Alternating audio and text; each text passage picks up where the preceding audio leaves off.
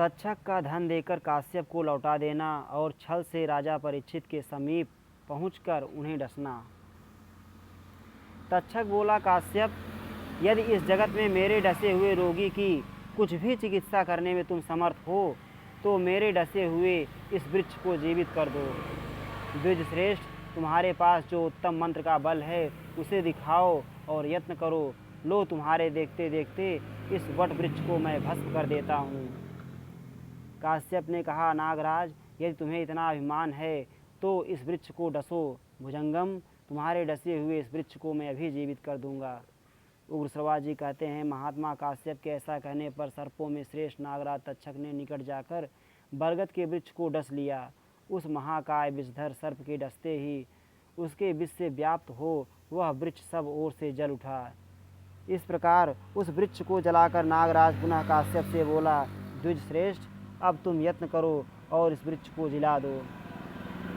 उग्रश्रवा जी कहते हैं, शौनक जी, नागराज के तेज से भस्म हुए उस वृक्ष की सारी भस्म राशि को एकत्र करके काश्यप ने कहा, नागराज, इस वनस्पति पर आज मेरी विद्या का बल देखो। भुजंगम, मैं तुम्हारे देखते देखते इस वृक्ष को जीवित कर देता हूँ।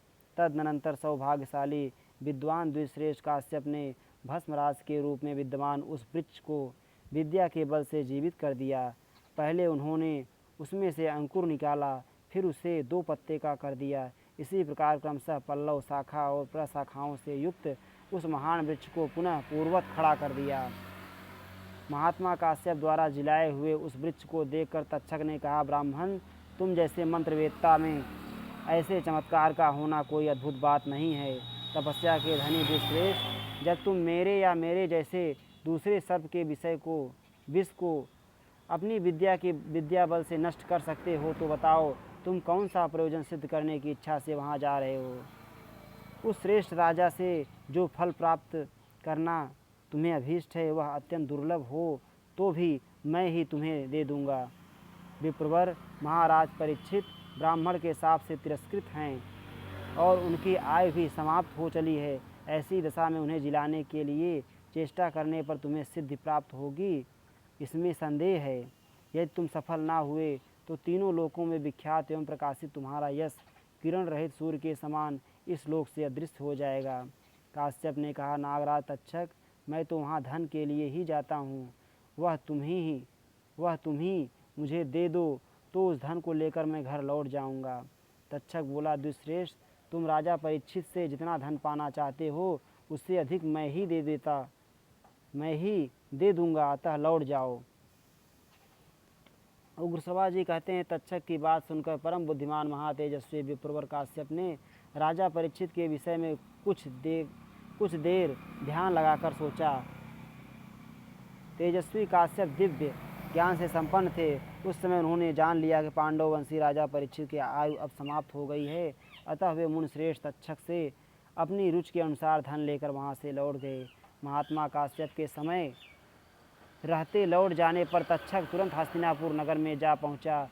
वहाँ जाने पर उसने सुना राजा परीक्षित की मंत्रों तथा विष उतारने वाले औषधियों द्वारा प्रयत्नपूर्वक रक्षा की जा रही है। उग्रश्रवा जी कहते हैं, शौनक जी, तब तक्षक ने विचार किया, मुझे माया का आश्रय लेकर राजा को ठग लेना चाहिए, किंतु इसके लिए क्या उपाय हो। तदनंतर तक्षक नाग ने फल, दर्भ, कुशा और जल लेकर कुछ नागों को तपस्वी रूप में राजा के पास जाने की आज्ञा दी। तक्षक ने कहा, तुम लोग कार्य की सफलता के लिए राजा के पास जाओ, किंतु तनिक भी व्यग्र न होना। तुम्हारे जाने का उद्देश्य है महाराज को फल, फूल और जल भेंट करना। वे राजा के पास कुश, जल और फल लेकर गए। परम पराक्रमी महाराज परीक्षित ने उनकी दी हुई वे सब वस्तुएं ग्रहण कर लीं। तदनंतर उन्होंने पारितोषक देने आदि का कार्य करके कहा, अब आप लोग जाएं। तपस्वियों के वेश में छिपे हुए उन नागों के चले जाने पर राजा ने अपने मंत्रियों और सुहृदों से कहा, ये सब तपस्वियों द्वारा लाए हुए बड़े स्वादिष्ट फल हैं, इन्हें मेरे साथ आप लोग भी खाएं। ऐसा कहकर मंत्रियों सहित राजा ने उन फलों को लेने की इच्छा की। विधाता के विधान एवं महर्षि के वचन से प्रेरित होकर राजा ने वही फल स्वयं खाया जिस पर तक्षक नाग बैठा था। शौनक जी, खाते समय राजा के हाथ में जो फल था उससे एक छोटा सा कीट प्रकट हुआ।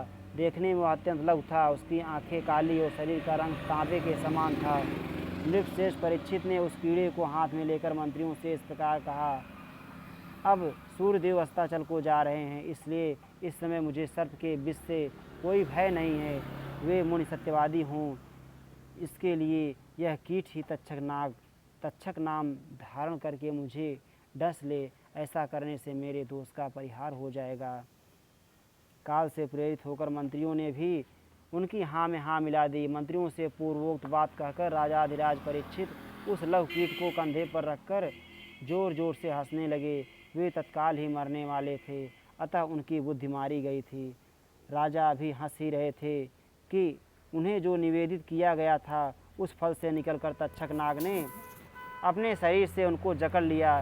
इस प्रकार वेग पूर्वक उनके शरीर में लिपट कर नागराज तक्षक ने बड़े जोर से गर्जना की और भूपाल परीक्षित को डस लिया। इत श्री महाभारते आदि पर्वणि आस्तिक पर्वणि तक्षक दंसे 43 अध्यायः। इस प्रकार श्री महाभारत आदि पर्व के अंतर्गत आस्तिक पर्व में तक्षक दंशन विषयक 43वां अध्याय पूरा हुआ। श्री राधा वल्लभ लाल की जय।